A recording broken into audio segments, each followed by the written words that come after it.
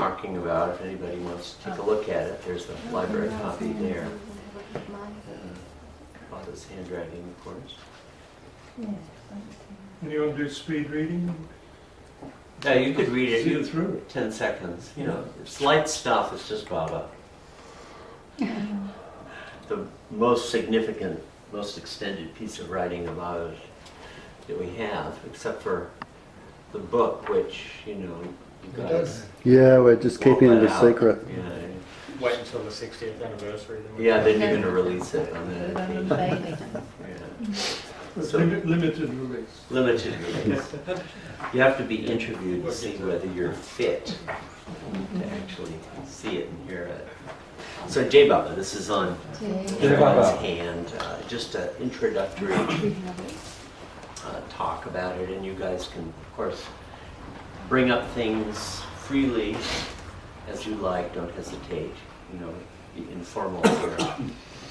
This was published in the year 2000, and so I'm going to give the first part about some of the contexts and backgrounds of it, and then we'll turn to some of the content of it. It's a facsimile reproduction in the main part of a manuscript in Baba's own handwriting. 39 pages. Here's what some of those pages look like. Let's see. Like that. That's the first page. I don't know. Is this blocking view for? Just a little bit for me, but that's okay. Well, I could move it forward, but then it would probably just block somebody else's view. Is it? Oh, shoot. I don't know if it's doing anything. No, it's fine by for me. Okay. Okay. Yeah. And it was among Mani's papers when she died. And when we were starting to work on the Infinite Intelligence manuscript, which we call the Intelligence Notebooks, someone brought it to Meherabad Jasawala's attention. And so we looked at that, and its relevance to infinite intelligence was obvious. In fact, a lot of it has been copied into the text of infinite intelligence, so there's a very direct relationship in that way. Did Mani know she had it? Yeah. Oh, she knew about it. Yeah, It she wasn't did. just sort of lost. Yeah. Yeah. I don't know how much stuff she had. I wouldn't think she would have had that much. But never heard that she ever, I think some of the people around her were aware of it, but I don't think she ever did anything with it. You know, that was kind of a different age back then. All these papers and documents and stuff like that were not of interest or not the center of attention, because really the program was more the mandali being besieged by pilgrims. That's, I don't know, it's such a negative term. Lots of pilgrims coming, and the mandali really giving of their life with Baba to the pilgrims. It was the living memories of Baba, and all these books and stuff were something that I think they knew would be important in the future, but wasn't really their program. They had never really studied Baba's books very much. Adi K. Arani, the publisher of Baba's discourses originally, had never even read them. And I don't know that Erich had until he edited them. So it's like they weren't interested in that. They had the real thing. Huh? They had the real thing. Yeah, they had the real thing. Why, you know, Baba never emphasized reading his books to them. I mean, that would be silly. But of course, now that the age has changed and Baba's words emerge into a new importance, because if you want to know what did Baba say, well, one of the places to go is to his words. And when it comes to Baba's words, there's nothing, you know, there are lots of debates and questions that can be raised. Are these really Baba's words? Or how are these Baba's words? Even with the discourses, you know, well, Deshmukh rewrote them, are they really Baba's words, etc. You know, there's a lot of scope. her statement on that. In this case, it's actually in Baba's own handwriting, so it's pretty hard to contest that this is from him. What exactly it is very much a question. So this is what it says on the front cover. This is the handwriting of Ramju Abdullah. Explanations of spirituality in Baba's own hand, probably written in 1925. So probably written in, so I would presume that Ramju was, it was after that time, and he was supposing that date on basis of his experience with Baba. And he was very much in the picture. Let me just show you, I pulled him up. Here he is. Yeah, here he is. This is from that website, Meherabad's Travels, which is a fabulous source of information. He's quite a striking looking guy, isn't he? He had a lot to do with Baba's books and the book, as a matter of fact. I think he was the one who went to Bombay and put it in a bank. Was the book written about the same time as this? It was. If this was written in 1925, Baba began writing the book on July 13th, 1925. And we don't know when in 1925 this was written, but I would say it's much more likely that he was writing it after he had begun his silence, because he was writing all the time then. And there is a school of opinion that has it that this in God's hand is from the book. It's an extract from the book. I myself don't think so. So, but anyway, Why don't you here, think that? Hmm? Why don't you think that? I'll come to that in just a minute. But here's Ramju, just to show him. You see him right there? Right there. And he, as I say, was one of the people who took a lot of interest in Baba's books and Baba's writings. He took down notes of them. The first book of Baba's words, I would really call it that, in 1933 was compiled by him. It's Sri Meherabad, His Philosophy and Teachings.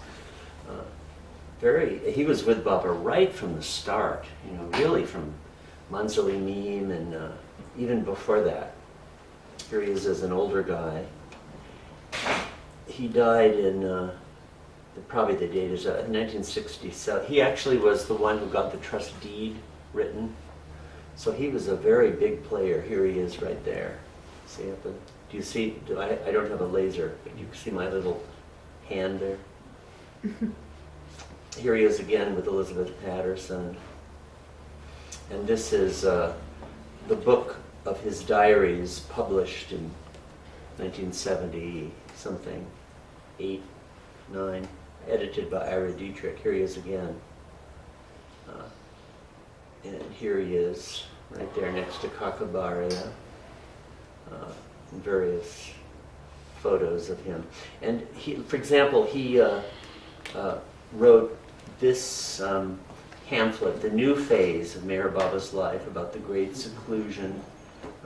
This is about the Great Seclusion. I guess that might have been about the beginning of the New Life, those meetings.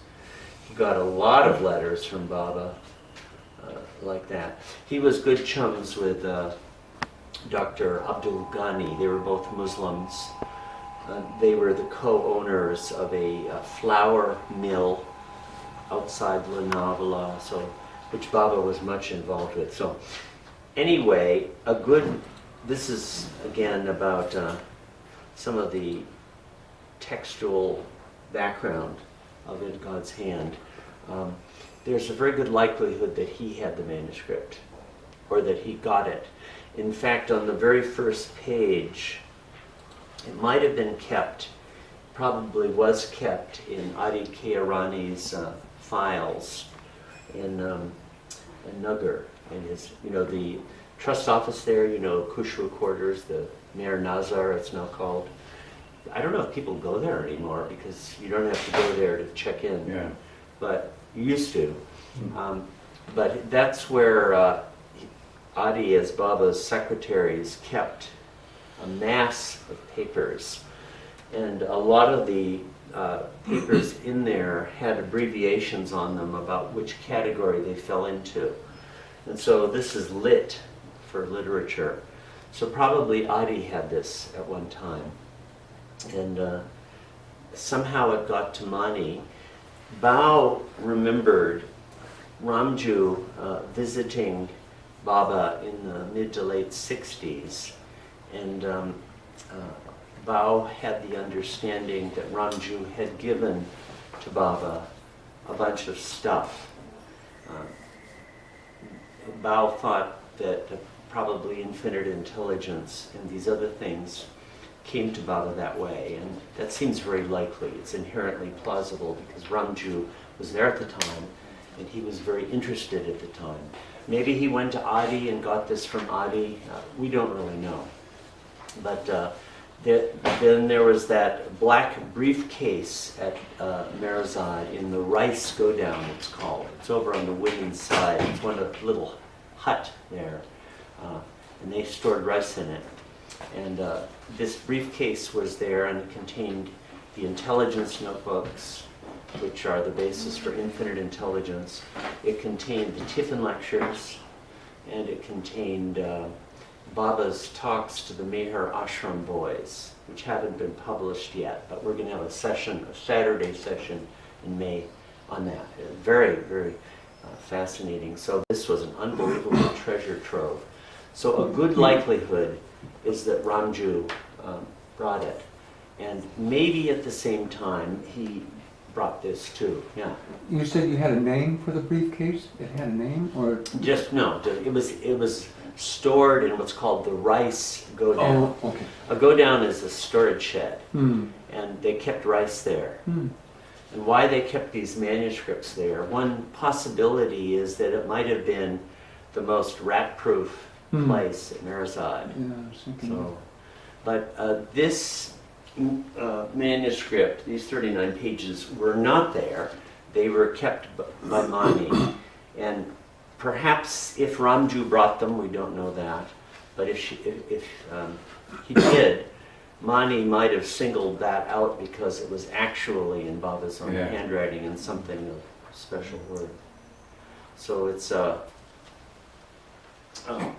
something extraordinary. As we mentioned, as Ramju suggests, explanations of spirituality in Baba's own hand, probably written in 1925.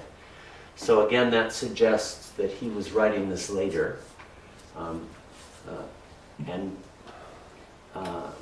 didn't actually know what year it was, so it was probably a bit later. We did this, we don't know when. Maybe handwriting analysis one day will tell us when in Ramju's life this was written. But he was somebody who would really have known about this because he was much involved with this kind of thing. And if it was written in 1925, Baba began writing his book on, as I say, July 13th, 1925, and finished it in November to December of 1926. So he was writing a lot then. We don't have any references anyone has found to this, but he was writing so much then that nobody would specially have noticed it. He would communicate in those days until January 2nd, 1927. He would write with chalk on slate, and it would be read out. That was his means of communication in those days. And he was secluding himself at various places at Meherabad to write his book throughout those years too, like at the, everybody knows about the Table Cabin. That was one place. But he wrote his book in a number of other places too, including the water tank up on the hill, which is now the ground floor of Meher Retreat with the big tower, that building. He wrote some of it there, and in other places too. Didn't he take the book with him when he went to England that first time? In a box that showed a page to Gandhi or something? Yes, he did. Yeah, he did. And Gandhi read a couple pages, and Adi Kearani read a couple pages much later. And I've heard that Clara Adams here in Australia, somebody told me, was given something to type from it. Clarice. Clarice. Clarice. Clarice, Who yeah. told me that? We should really nail that down. Yeah. But Adi later on, Cynthia's told that story. Oh, has she? okay, Yeah. I don't think it had to do with Baba's book. I think it's some of Baba's messages. uh-huh, That We was should last try week to- in the 50s. nail this down, yeah. It's Because he in wouldn't- John Grant's book. It's in John Grant's book that is there, okay. I think Clarice, Cynthia tells a story about remembering this like little briefcase or something being carried around, and but ask her, she'll. I tend to doubt Baba would have been bringing his book around then. I know in the 30s, when they were traveling with the women, I suppose it would have been with the Western women, I'm not sure, to the Taj Mahal and other places like that. Khorshid had a trunk she always had to carry, and she didn't know what was in it, but she could never let it touch the ground. So she never saw a darn thing because she was so worried about this trunk. I don't know if Petra knows anything about the book. Who? Petra? God's faith. Mm. No. Baba's book. It's a, Okay, let's say, no, it's a, We're referring to, when we refer to the Yeah. book. Okay, we're yeah. it's a Yeah. different thing. well, these are some possible affiliations of In God's Hand. I'm giving backgrounds, as I say right now, but one is with the book. So if Ramju is right, and there's no reason to doubt it, that it was written in 1925, the best guess is that it would have been after Baba began his silence. Peter Nordine thinks August. There's a particular time that would be...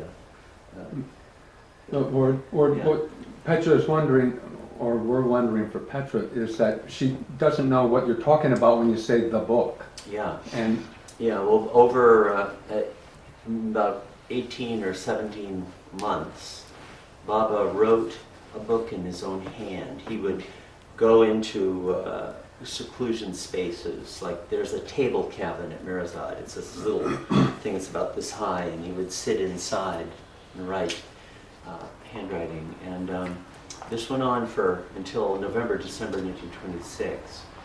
And nobody knows what's in it. When he went to England the first time, he had it with him in a trunk, locked actually. And Mahatma Gandhi, he let him see a few pages. But basically no one knows what became of it, except that you guys have it at Avatar's Abode, and John won't let it out. Yeah, Jack Small gave it to me. Huh? Jack Small gave it to you. Jack Small gave it to you. Okay. He got it from Adi, I suppose. Yeah. Okay. All right. Yeah, so Where do you think it is? I have no idea at all. Absolutely none, except, Eric was very cagey about it. Baba knows where it is. yeah.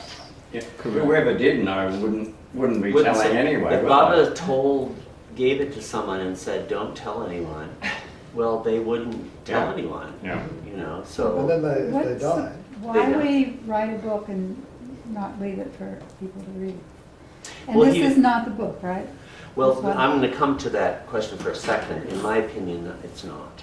Okay. But Baba made, that would be a whole separate presentation, which I could give too, but on the book. Baba made a lot of comments about the book at various times. And he said it would have huge importance in the future. It would be the new Quran and Vedas and things like that. And he gave some comments about what was in it from time to time. And nothing that's come out in recent years has had those things that he mentioned what were some of those things? about cycles of time, and I think the first man, he might have said something about that. And what are some of the other things that he mentioned? Jesus, what the early life of Jesus, he said that's explained. He said that the whole matter of what has been called Barzaks between different kingdoms of evolution is explained down to the last detail, it says, in God Speaks in the book, like that. So nothing has come out yet that has any of that. So that's one reason I don't think it's the book. Another reason that I don't is that, that this isn't, the speculation is that these 39 pages are 39 pages from the book. that possibility. It's an open, topic. There's no, people, but my opinion is it's not. One is, how is it that these 39 pages got separated from the rest? I mean, that'd be rather careless in view of the extraordinary care that Baba took of the Yeah. book. So suddenly you have 39 pages, and Ramju, who would have known about the book as well or better than anybody, says, probably written in 1925. He didn't say, the opening chapter of Meherabad's book with 10 exclamation points. Wouldn't you think that he would have been someone to whom that possibility would be there? And Mani had it, and she didn't think it was the book. So those people, I mean, if she did, why did she treat it the way she did? Another reason why, so the fact that it got separated like this doesn't seem to me to comport at all with the speculation that it's got separated from the book. Like if Ramju had 39 pages from the book, as a disciple of Mir Baba who had so much to do with the book, wouldn't you think that he would make an effort to reunite it with the rest of the book? And Is say it in order? I mean, Hmm? are these pages numbered? I don't remember. Yeah, they are. 1 to 39. 1 to yeah. 39, so it would be the first part if it's if it's separate. Presumably, I mean, maybe Baba might have started over. Also, Padri apparently said that Baba wrote the book with a pen, black or blue pen, I can't remember which, on foolscap paper. And this is not foolscap paper, and it's pencil. So there's another inconsistency. Another point, and this has to do with the relationship between these pages and infinite intelligence, is that a lot of it gets copied into infinite intelligence. And you can, if you, in the appendix to infinite intelligence, there's a whole section on exactly this. I'll show you, where is it? Yeah. Where am I at? Let's see, 173, is it earlier?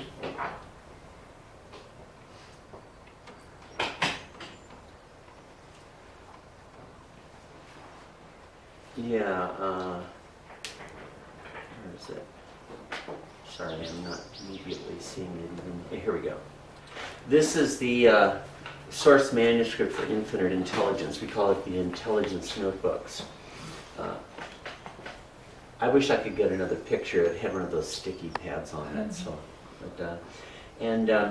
in infinite intelligence, the intelligence notebooks, the manuscript is in 2 volumes, and the first major part of infinite intelligence fills the first volume and spills over into the second.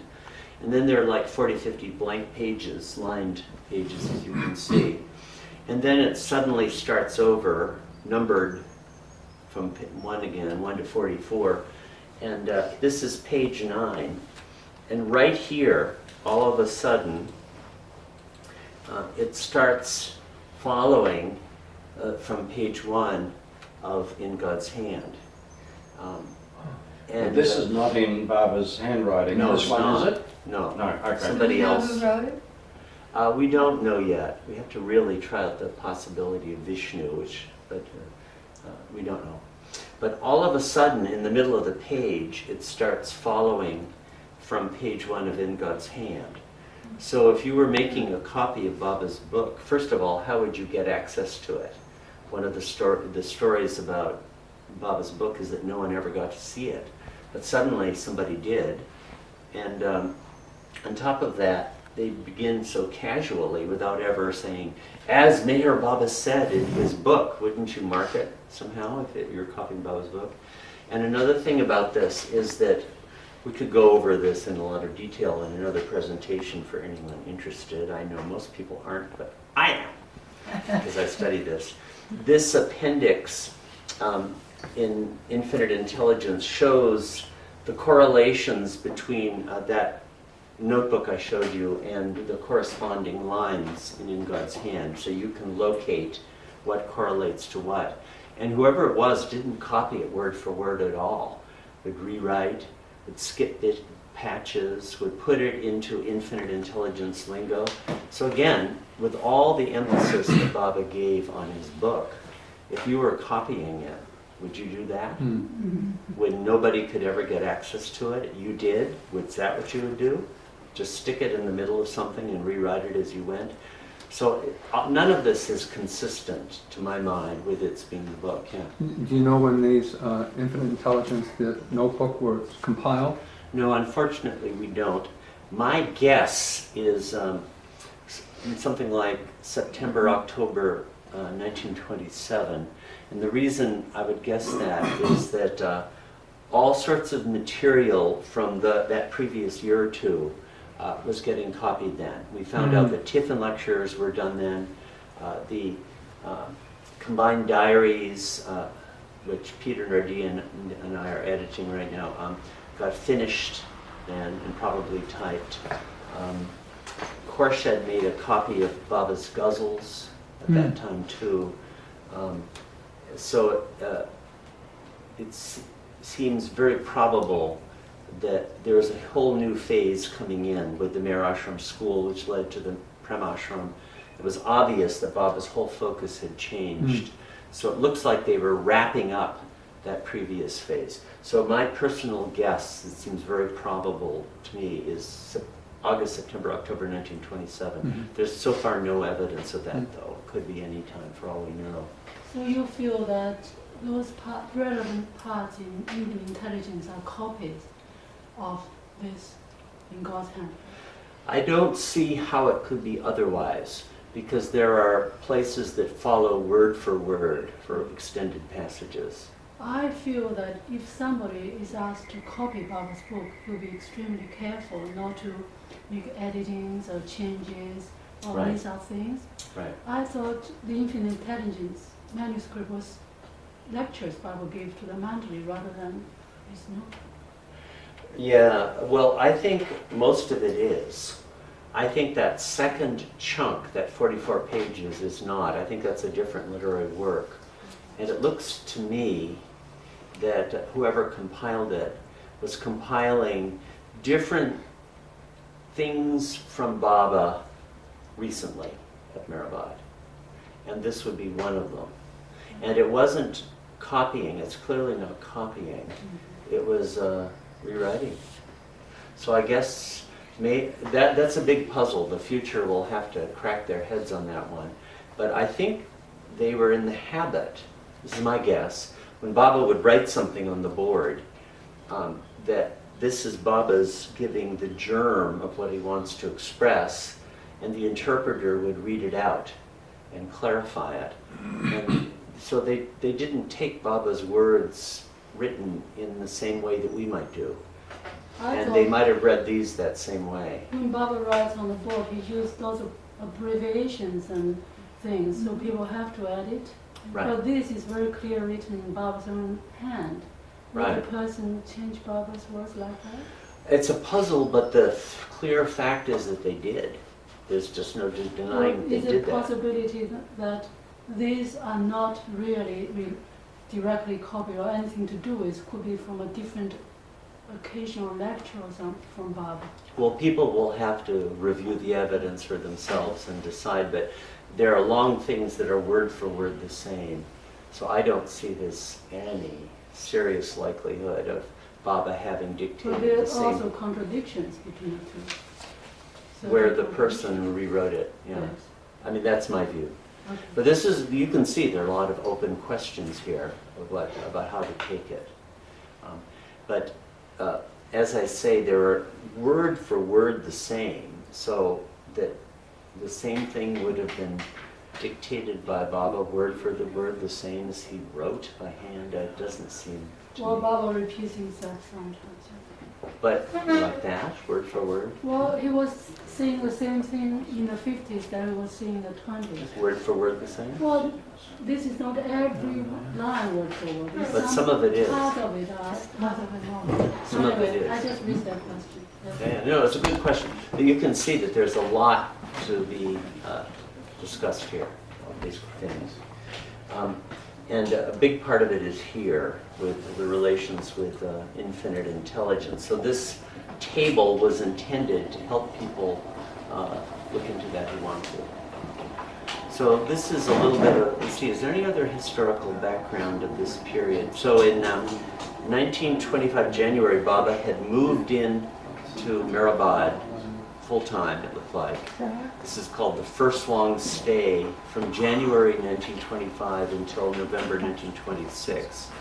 That's when he wrote the book. And so this comes from that really first great flowering of Meherabad. It became a booming place. It's amazing that Baba could do it all the things that were going on. So in the middle of that, he appears to have done this also. Let's see if there's anything else about this. Any other questions about the textual, historical backgrounds? I'll have another. I don't feel it's decisively excluded from the possibility that it's part of Baba's book. It just could be Baba's idea to let some of it leak out. It's always possible. He could have given some of it out. Yeah. So there's no silver bullet on this question. There's scope for difference of opinion on it. Yeah. Anything else? Any from anybody? No, I guess most of the rest of the time, I'll give one other kind of, completely different kind of background on this, relating to the content that Baba was giving. And one could, as a kind of philosophy, I'm starting to call this not Meherabad's philosophy, but I'm using that word darshana. I don't know if I gave this rap last year, but it's the word philosophy is just woefully inadequate, and darshana means a seeing. And the word darshana does get used in India to refer to great schools of philosophy, to use a terrible, like Vedanta is a darshana, or Samkhya is a darshana. So in the search for a better word than philosophy, I'm starting to use this. It's like a seeing, a window to reality like that. Okay, Is it with an A on the end of darshan? The Sanskrit pronunciation makes it darshana. In the Indian languages, it is the very same word as darshan. Oh. So I'm using it as an English word because we need a better English word than philosophy. But the Indian languages, there's no distinction at all. So to have a darshan of a master is a seeing of a master. And Vedanta as a darshana is a revealed truth or a seeing of the truth. So since we hear darshana as different from darshan, I'm just suggesting that as a better word than, I was looking at other words like hikmah, but who would ever know hikmah, and it's not right anyway. Or if anybody has another word we could use. But philosophy is truly wretched as a word for this. The word is translated into view. Yeah, it's a view of reality. That's what I'm thinking. But it's a view being given by one who knows. And that's different from philosophy in that respect. True, Baba was not sort of taking Heidegger and, That's what they Ramakrishna. use at Harvard, isn't it? Right. And sort of making his own, Descartes, and making his own contributions. No, it's not that at all. It's one who actually knows reality through gnosis with a capital G, which is inexpressible and unknowable through the intellect. And in view of that, is giving a revelation. That's the other word. Yeah, that would be the word we would have. Revealed truth, which is not actually the truth, because truth can never be known intellectually, but is most helpful to humanity at a given period of time to form some idea of it. So I'm using darshana to mean that, something like that. But this expression of Baba's darshana can, I think, be characterized in relation to a major school of Sufism called illuminationism. I can't see it. Ishraki is the word for it. Ishraki, whose founding father was a Sufi named Surawardi. Surawardi. I know this is probably more than you'll want to know very much about. But I'm going to hit you with a little bit of it anyway. He came from Persia and became the kind of guru mentor to one of Saladin's sons. Do you know Saladin? He was a great king in the Middle East who fought back the Third Crusade. He was quite a famous, even in Europe, he was romanticized and celebrated to a certain, even though he kicked their asses basically. He was a very great figure. And his son became much taken by Suhrawardi, and Saladin was not. He was a Sunni, and Suhrawardi was a wild and crazy guy with all sorts of ideas that sounded heretical. So he put pressure on his son to put Suhrawardi to death. So he was martyred. Did St. Francis of Assisi go to meet Saladin? I don't think he met Saladin, but he was there at that time. Okay. A lot of hotspots were there. Ibn Arabi was going through at that time.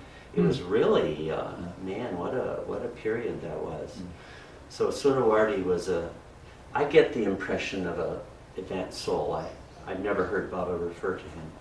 But he came up with a philosophy, which hadn't really been done like this before, called Ishraqi or Illuminationism, which is its fundamental categories, its ontological categories, its fundamental metaphysical terms are light and darkness terms. Like in like Platonic Aristotelian philosophy, which Islam was greatly influenced by then, they would have like being and essence or forms or things like that, which continued to be foundational in Islamic philosophy, theology. Even the people who attacked philosophy within Islam took those terms nonetheless. But Suhrawardi was really, really well educated and a big voice on those topics too. But he said the most primitive categories in human consciousness are light and darkness. So he came up with a whole philosophy based on that. I mean, intuitively that makes a certain sense, doesn't it? To you? I mean, light and darkness as the most basic things that we experience. So he defined the world of philosophy in those terms. And it became an important stream within Islam later, even though Suhrawardi got put to death, which put a damper on people for a generation or so, but it came back up to the surface.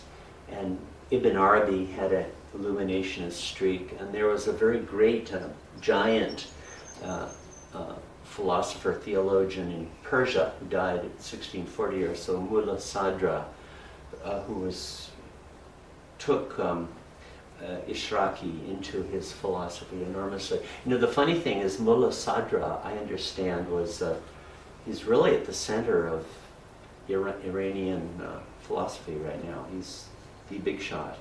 The Ayatollah Khomeini, remember him? I think he was a big leader of Mullah Sadra. He was very mystical, very Sufi, all of that.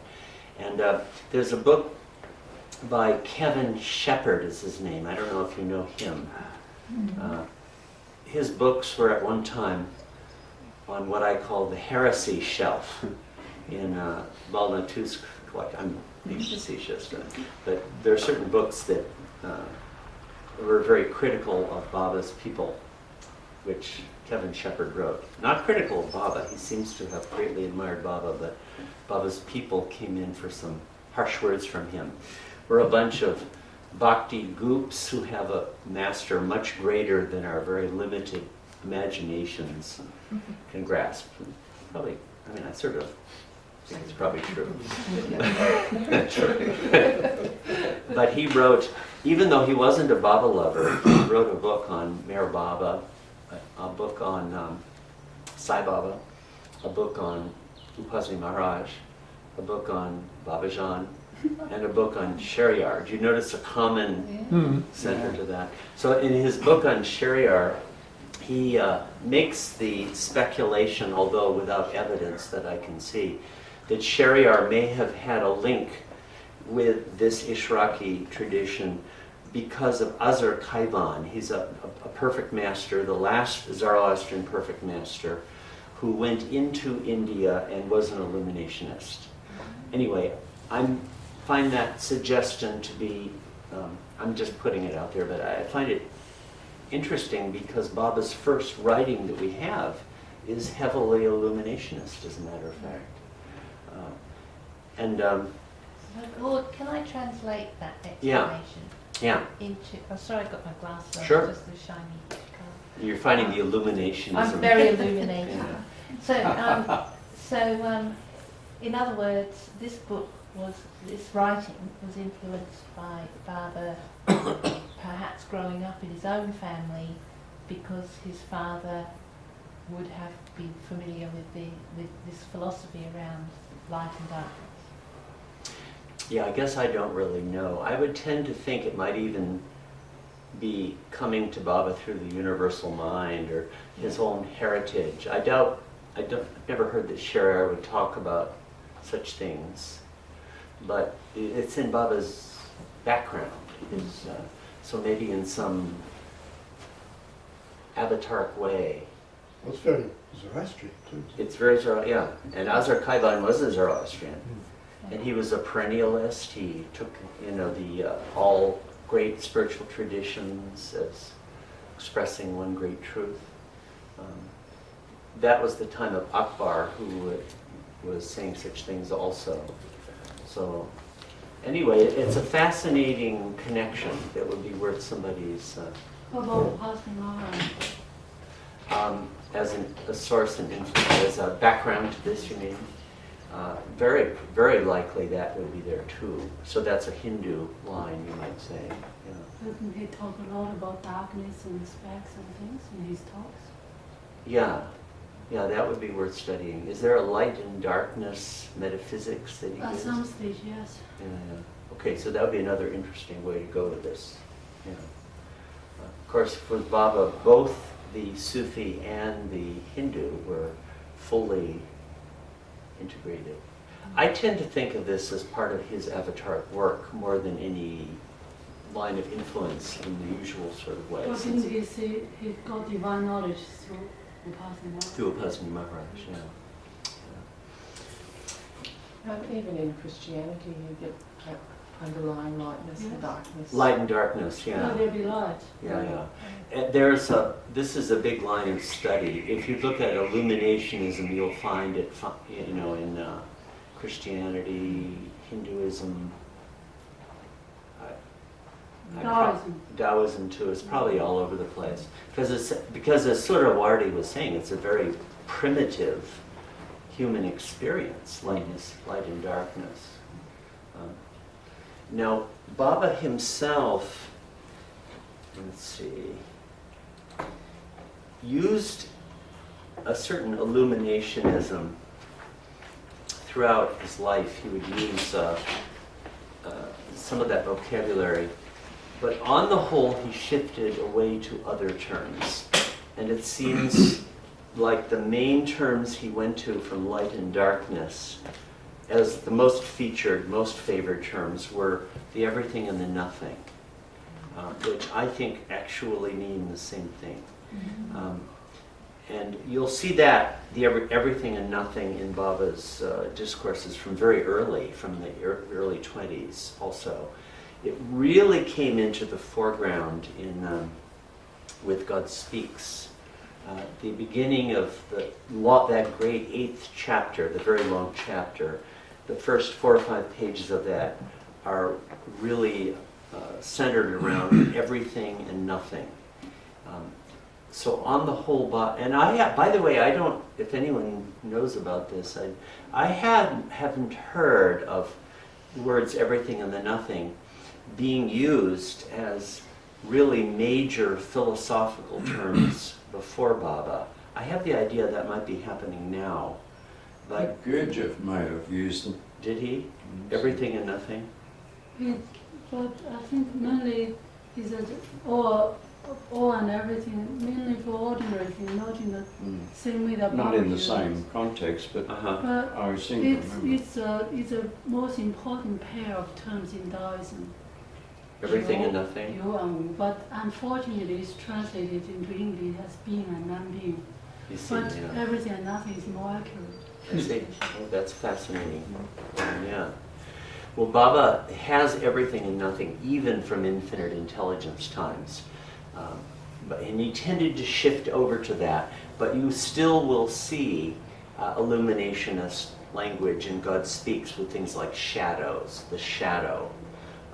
He says that the body is the shadow of the Atma, and like the gross sphere is the shadow, the three spheres are the shadow of Paramatma. So that's illuminationist language. Here's where he sets it forth. And in its overall organization, and this is just my impression, there's going to be lots of in-depth study of these things as the years go on, but it seems that out of the 39 pages, the first half of it, up to about page 22 or so, is centrally concerned with these four terms, which present the spectrum of, what do you call it, being, of the cosmology, of everything, of all that exists. And those are natural light, natural darkness, and unnatural light. And the first 20 pages or so, Baba is explaining this from different points of view. If you get a handle on what those things mean, how many have read In God's Hand? Okay, most haven't. And some people have found it to be difficult, actually. If you can get a handle on those four terms and just realize that Baba is developing the idea from different points of view, I think it would make it a lot easier to understand. And the second half of it orients itself towards how one progresses from the ordinary human state to the realization of God. And he does so particularly with reference to the categories of sound sleep, dream, and wakefulness. And those are very central to Meherabad's darshana, those three conscious states. I've talked about this in the past before. I think I must have here too. Yeah. And this is right out of Vedanta. Vedanta also recognizes the primordiality of these three categories. Western materialistic science would not. It would say these are physiological states that are part of our subjective perception of things, but don't have any real relevance to the structure of reality itself. Vedanta very much disagrees with that, says these are foundational to existence itself, and Meherabad does also. So you'll get, and in fact, Baba goes beyond. I'll just show you quickly the page where his chart on this comes up. This is a very important chart to Baba. You'll see, this is page 29, and he turns three states into five. And you'll see this for the next 30, 40 years in Baba's discourses. This is really big for him. This is ordinary awake state. That's what we're in, unless you're feeling inclined to move into the second of these. Unless you want to move on from there to state 2, which is the ordinary dream state, which we go through on a daily basis. And the ordinary sound sleep state. Those are the three that we experience. But the fourth and the fifth come up, as I say, again and again with Baba. The divine dream. And what the divine dream is the experience of the planes. That's what he means by that here. And divine awakening, which is wakeful sound sleep. when you're wide awake while being sound asleep, you're God realized. So this second half of In God's Hand is talking a lot about the movement towards God realization with reference to these states. I'm oversimplifying a bit, but in broad, you see the two parts of In God's Hand. What do you think, Tianema? You agree with my summary? I agree with Baba. I'm trying to give an idea, a picture of it for people who would like to. What is ordinary sound sleep again? That's what we go through every night when we're sound asleep. Okay. Without dreamless sound sleep. Yeah. But he goes beyond there. By the way, the term the Baba uses for the divine dream is Turiya Avasta. Turiya Avasta. Avasta means state, and Turiya means fourth. The fourth state. So you can see why that term would be relevant here. But another of the puzzles for people who are interested in this to crack their heads on and form different schools of opinion and have schisms and fight wars about in the future is why does he apply the same name in God Speaks to the ninth state of God? It literally means fourth state, and he gives that as a name for the ninth state of God. So it's I'll just... Because the ninth state's the fourth state. The ninth state. Apparently, I mean, he could have changed the name, but he didn't. He kept it. So it's So, word on this, the way it's laid out, the Baba laid it out on that chart, is that an ascending order that is going on there, so that ordinary dreaming is a bit more open or Yeah. awake than the ordinary awake state? You know, that's one of the things to read these portions of In God's Hand about. Pages 27, 28, 29, 30 to 35 or so. I go into that. But I would say that it isn't, or this is what we do. Okay. We do this cycle. This is for those of, maybe I should say, speak for myself, since you guys are all on the plains and don't do this anymore. Is But that for because we're those- on the abode? Is that? Yeah. For miserable specimens like me who are gross conscious, our daily cycle is sound sleep, dream, gross wakefulness, dream, sound. You always have to go through dream when you're waking up and going to sleep, invariably, even if it's only for an instant. So we would always do this. But if you, in a sense, Baba says a few words about this. It's as if you fall asleep to this when you start to enter the path. And it disappears from your view. Yeah. I can't get my head around the sound sleep in the awake state. Yeah. Yeah. So Your egoless, sound sleep- egoless, sort of in the 10 states of God, and you go from 8 to 9, and then we might go from 8 to to B, or the perfect masters will go from 8 to Turiya Robusta, 9 to 2A, to 2C. So and the infinite intelligence master charts, you can use that too to track that sort of stuff. But what does it mean, the Yeah. sound sleep? It's kind of consciousness with no objects. Sound asleep, but you're awake? You're sound asleep and you're wide awake. Would one of the God realized people in the room, God realized Trish, and then she'll know. I'm not, but I can Yeah. tentatively give you an explanation. Mm. When you become God realized, your mind is annihilated. So to speak, your mind is sound asleep, but you're fully awake in God. Okay, that's good. Oh, That's very good, thank you. But it does go to suggest how close God is to us.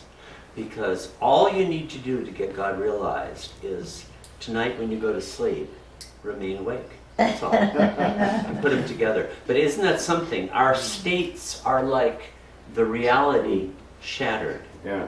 So we experience the totality. We're experiencing nothing other than that Yeah. totality, but we've broken it into pieces. If we could just reintegrate those two states, which are common to our experience on a daily basis, we would be there. God is so close. In Meher Baba's Darshana, I've often observed this, that the primordial categories and explanations that he uses, even though it may be difficult, seem difficult to read sometimes, they're actually speaking to things that are very close to our human experience because we are so close to God. Yeah. We're just a hair separates us from the realization of Just God. that extra glass of wine might do it. That would do it. That's it. That's right. You can pop you over through the divine dream to the realization of God. Wine and coffee together, right? Okay, now we're getting different brews to get us there. I think in the Vedas Lydia they has a question. consumed so much, didn't they? Yeah. Maybe that's wine and coffee. Maybe that's what it is. Well, Yeah. I'm just wondering about, because what I have read, I haven't read a lot, but what I have read, Yeah. Baba is always concerned about how people sleep, if they've had a good sleep. Yeah, he did. Questions people a lot about Yeah, that's their right. That sleep is and- interesting. And Baba did say that when you go to sleep, you and this third one, you literally merge in God. Mhm. You actually return to that original beyond state. And that's why we wake up refreshed. And that's why every jivatma, every drop soul in creation has to go through the cycle of sleeping. Even stones do it, apparently. They go to sleep. I feel when Baba asks those questions, he's just being practical. Yes. Too. But there may be a Of deeper course. side too, Of course. where he's actually touching base with that. He Well, used I to- don't sleep well, so it's sort of, yeah, it's an You- interest. you I do don't sleep sleep well. Actually, So- this book is very good. Well, this book will say something about that. Yeah, very good. There are a couple pages where he goes Why into did you that. put your- He does explain why you dream a lot or why you don't. No. What can I make Yeah. a little comment about this chart? Yeah. Just recently I've been reading things like Taoism and Adigram, Sikhism. They talk about for the spiritual advanced souls. Normally we ordinary people, we go to sleep, then we dream, then deep sleep, then we come back. They even see the soul, normally when we are awake, the soul is here in the head and it sees things through the eyes. But when you go to sleep, the soul goes down somewhere near the heart or liver, and that's why you dream. For advanced souls, when they go to sleep, their soul stays there, and they don't come back to this path. Their soul goes up. So it's very much like an explanation of that chart. Uh-huh. Well, since the topic has arisen, let me just give an illustration of how this was a major continuing theme for Baba. This is a chart from God Speaks. And let's see, where do I have? Yeah, here's the one we were just looking at, right? 1, 2, 3, 4, 5. Ordinary wakefulness, ordinary dream, ordinary sound sleep. This is for gross conscious people, are part of our daily cycle, where we've fragmented the totality into those three pieces. Then divine dream, which is the planes, the 7 planes, their manifestations. He calls it real. There's false. He doesn't give any characterization to the middle state. He calls this real and he calls that real. Of course, it's not really real until you're here, but it's like you're on the real side of the divide, so to speak. Okay, that's in God's hand. Now this is God Speaks. You probably can't quite see it. Let me try expanding this a little bit. Okay. Here, Atma's ordinary awake state, right? Atma, fully false conscious, soul's everyday gross consciousness. And Atma's ordinary dream state, Atma, semi-false consciousness. Notice that false is coming into the story, right? Soul's subconscious state. Now we have a break here. Atma's unconscious sound sleep state. Atma, fully unconscious. Soul's original unconscious state. Notice that Baba doesn't put in the term false or real. Neither one of those come in. And the same thing was true here. The middle state does not get characterized in terms of one or the other. And just to jump to why might that be so? Well, you can't really characterize it either way, exclusively, because it's the false jivatma that's experiencing it, but you're actually merging again in the beyond state, which is altogether real. So it seems to transcend that category. I'm mentioning this because there are about 10 or 15 charts of Baba's where the same thing happens. Would you say that when Baba say false and real because it concerns consciousness, whether it's false or real or semi-real? But when you're sound asleep, consciousness, is basically not really conscious of it, even though you're breathing. But the thing is, he You're does, unconscious. I won't go into the details of it, but he does the same thing when the middle state is the gross wakefulness. He does the same thing. He doesn't characterize it in terms of one or the other. So it's like the middle state from whatever point of view. I know gets complicated, much more complicated. Yeah. But here on this side, here we have the realm of spiritual phenomena. This is the planes, right? Atma's divine dream state. Here he calls it divine dream. Ordinary dream, divine dream. Atma, semi-real conscious. Soul experience subtle and mental planes. So he calls this semi-real. And then the top one, Atma's divine awake state. Atma, fully and really conscious. God conscious unitive state. He doesn't say here sound sleep and wakefulness. He doesn't actually put that into God Speaks, but he says that in many other places. And when we were working on infinite intelligence, this is just really cool, at least I think so. This came to view. This is Erich's handwriting. And look at this. False awakening, false dream, sound sleep, real dream, and real awakening. It's the same ones, right? Very same ones. And isn't that, I think this is just so cool myself. Here is where we found it. And how do we, on the other side, there's a postmark. Isn't that cool? So we know the date. Mahabaleshwar, January 1954. Now, what was Baba doing in Mahabaleshwar 1954 with Erich? He was dictating God Speaks. So almost, Erich was not the guy to just sort of doodle something like this on his spare time. Obviously he got this straight from Baba, and this is the very same thing as we see in God's hand. So this is like a scrap of paper that was available for him postcard, to use? Yeah. So he just doodled this. Yeah. What's on the other side? Anything? I don't remember. Nothing of note. Nothing that I noted anyway. So one of the things in editing Baba's work, a law that I observe is to try to notice when something seems important to Baba, whether I would take it as important or not. Well, clearly this was important to Baba in his explanations of things. Would you not agree? Because if after 30 years he's giving the same diagram as he handwrote in God's hand, obviously and I take it then that this was the first dictation. This is just speculative, but that led to this eventually, because it's the root of it. This is much more developed, but it's the root of it. And this has another state. This would be the state of a majub, the eighth state of God realization.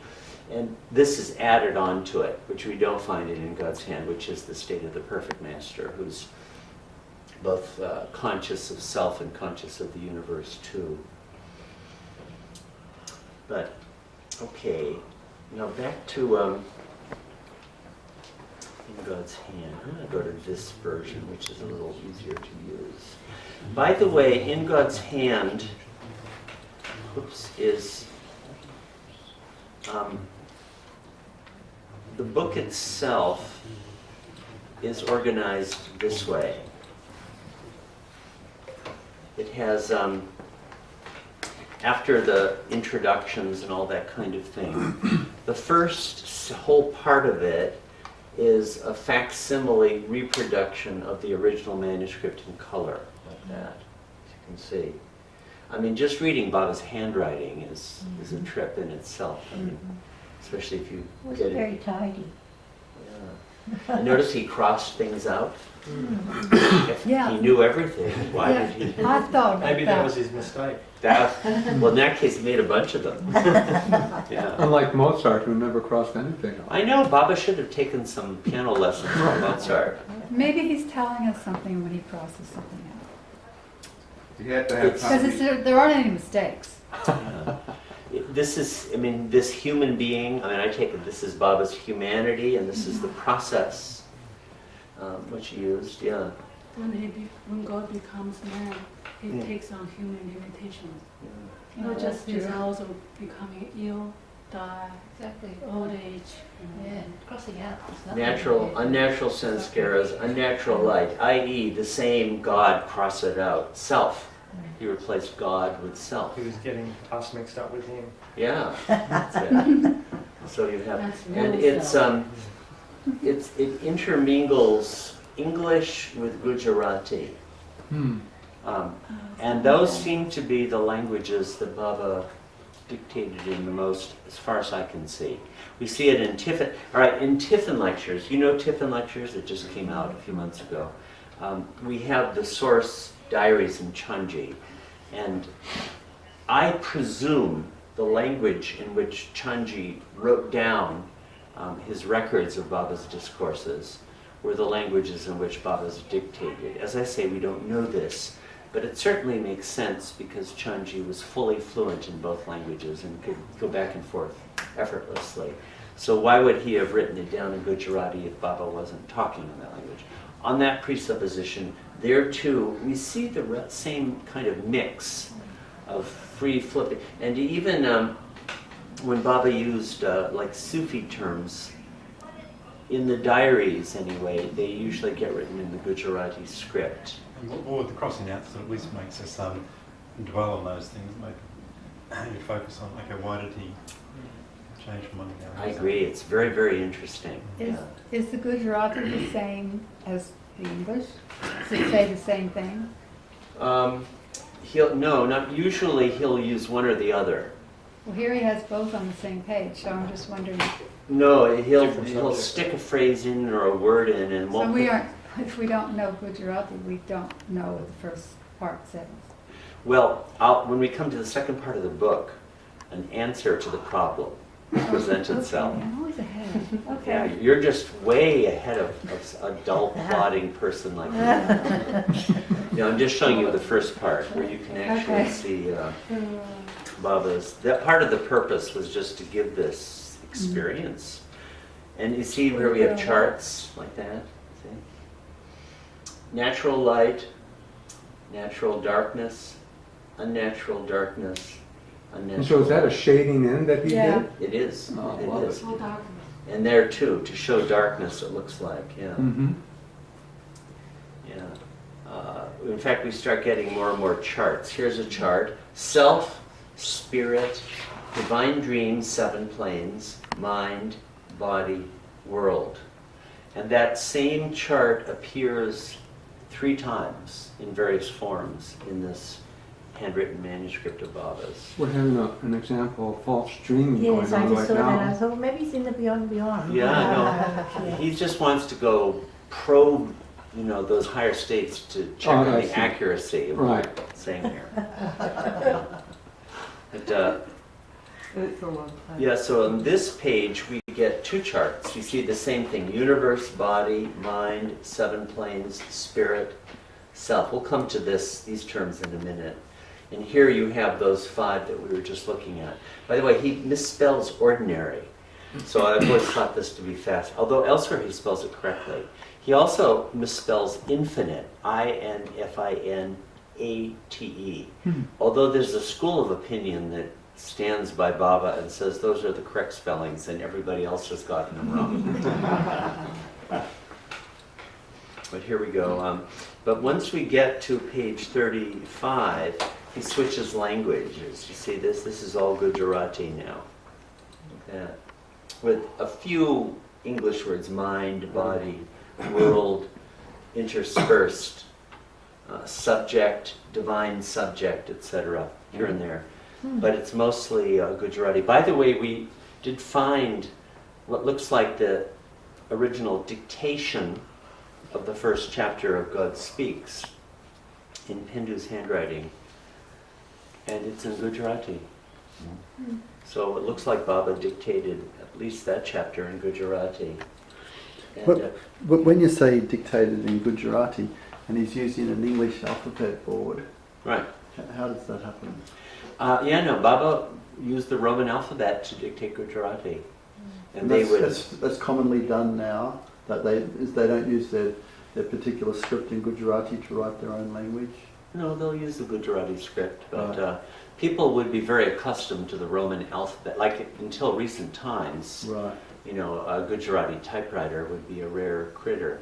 And also, it's harder, the Devanagari in all its forms, and the Gujarati script is a modification of the Devanagari, is much harder to use as a typewriter because we have just 26 characters, but they have all these conjunct consonants and abbreviations. Right. And it'd be tough to do that with a typewriter. So when he was, dictating to Erich, and Erich was writing it down in Gujarati, and then you referred to a particular fair hand copy Pindu had done.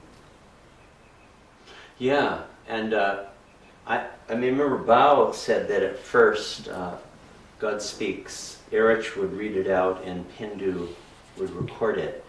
But then that ended and Erich recorded it also. Bao never said how much went on that way.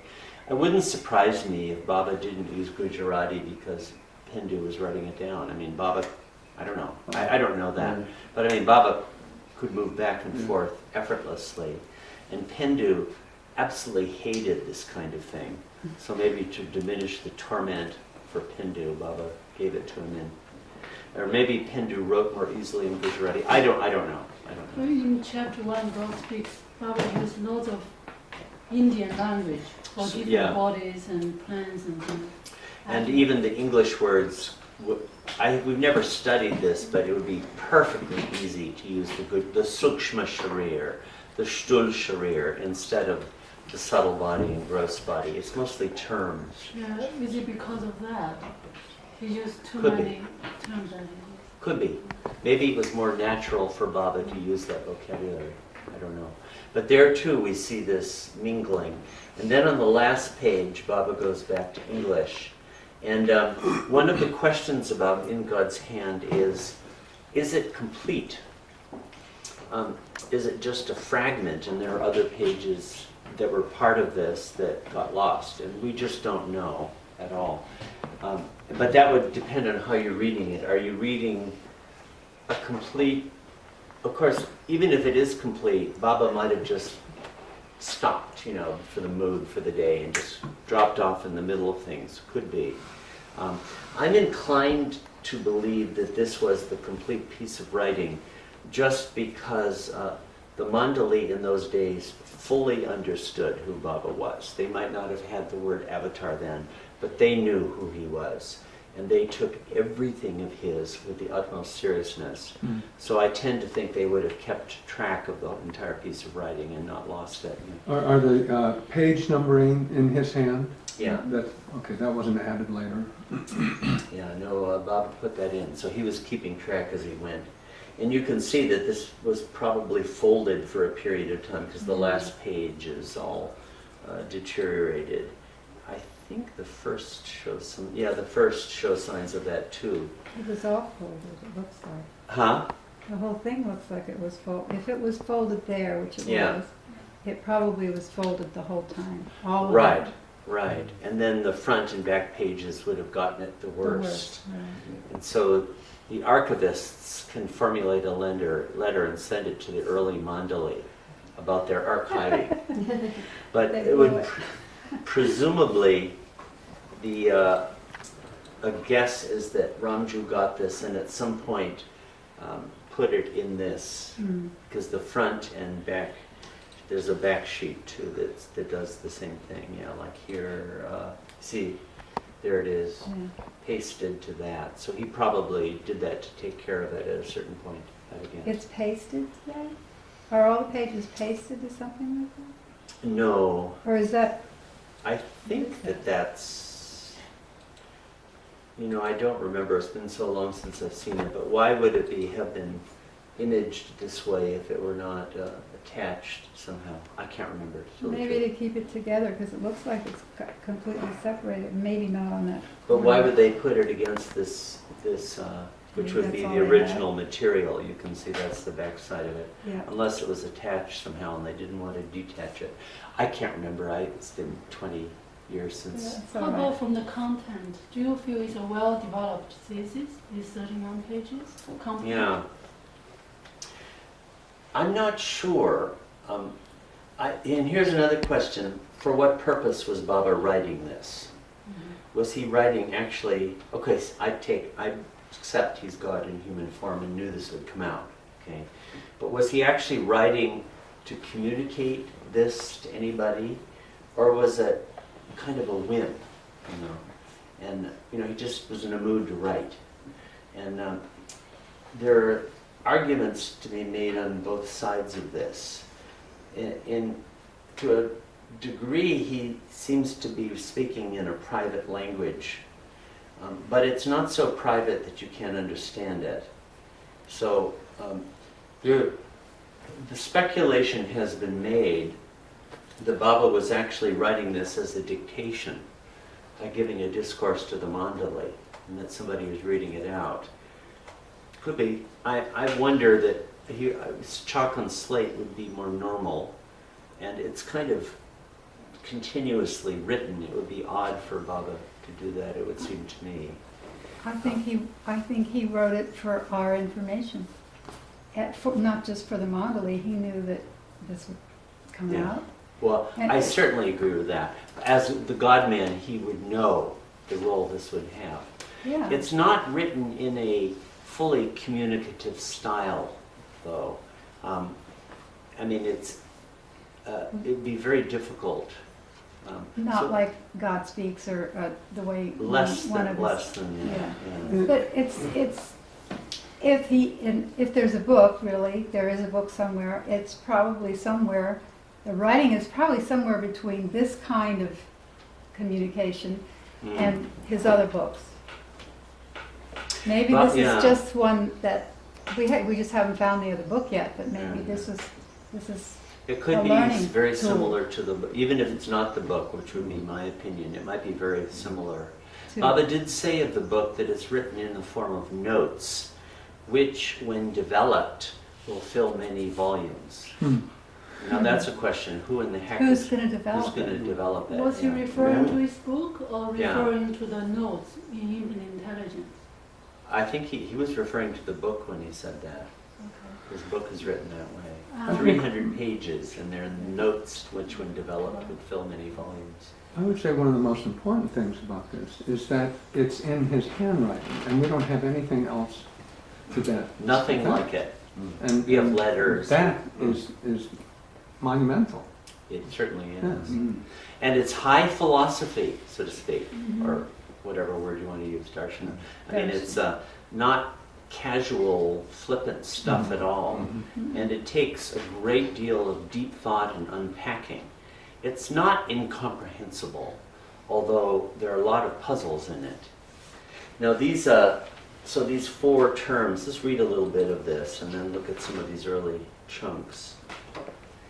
Actually, I'm going to switch. I came up with a version of this where oh yes, I didn't show you this.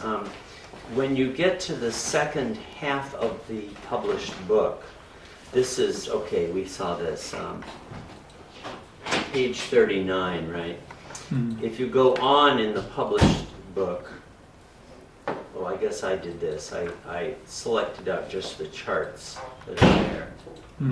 That was me doing that. But if you get to this, what's called the supplement, it reproduces this another time in black and white because color is more expensive printing. And now you get it like this, where you'll get here black and white Baba's original, and here the transcription of it in the Roman font. And also it translates.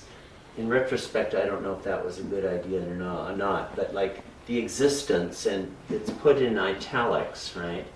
And if you go from here to the footnote 2, you'll see the Gujarati and you'll see the original word, if you want to know what that is. So this is, a lot of people might find this much more readable. This is online, isn't I don't think it is. You can borrow from the library. it? Oh, Yeah. So that page that is half Gujarati and half English, Yeah. we could, would they, is that done this way where it's interpreted? Well, the last few pages, there's so much Gujarati that we had to make changes in the format. Like here, we did it like this. There's the black and white version. And then this is the English translation. Of that. And this is the direct transcription.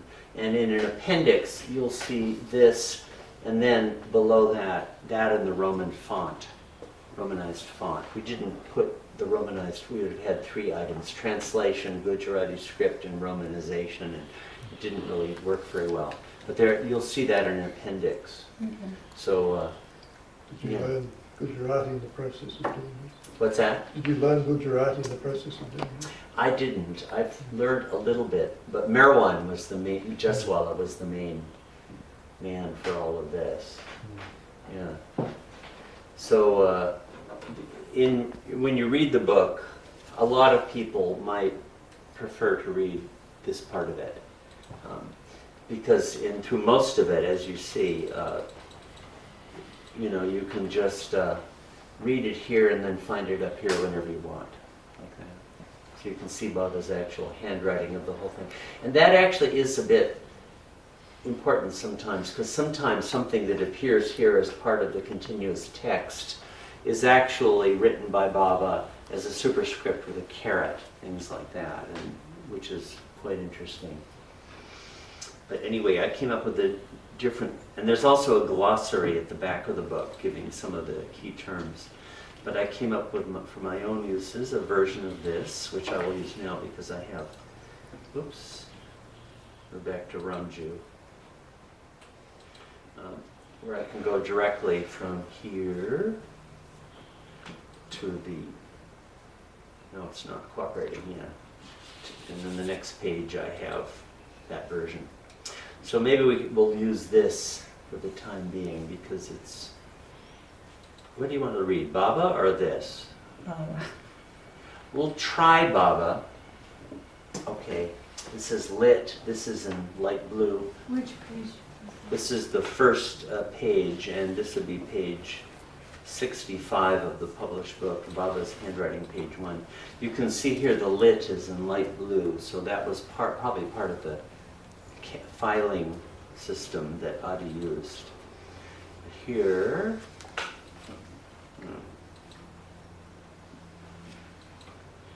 so right off we have a caret and an insert.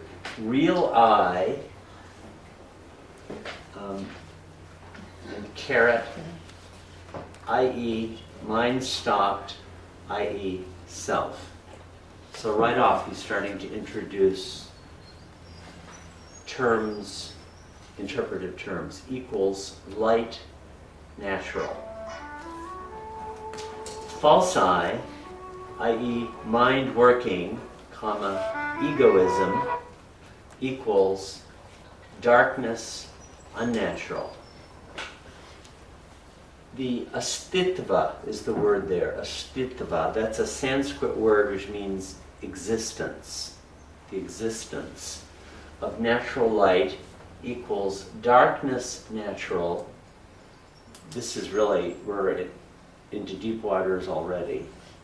And the astitva, the existence of unnatural darkness, equals unnatural light, i.e. the universe, Maya, all that the unnatural darkness, i.e. false light, i.e. false egoism, sees, hears, smells, eats, and experiences throughout. That's the basic set of categories Baba has spread from us right from the start. Let's go to where he shows us in one of his charts. Let's see. In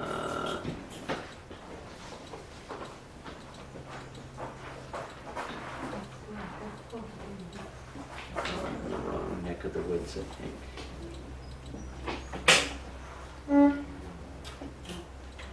Sorry, I think it might be page 15. No, it's not there.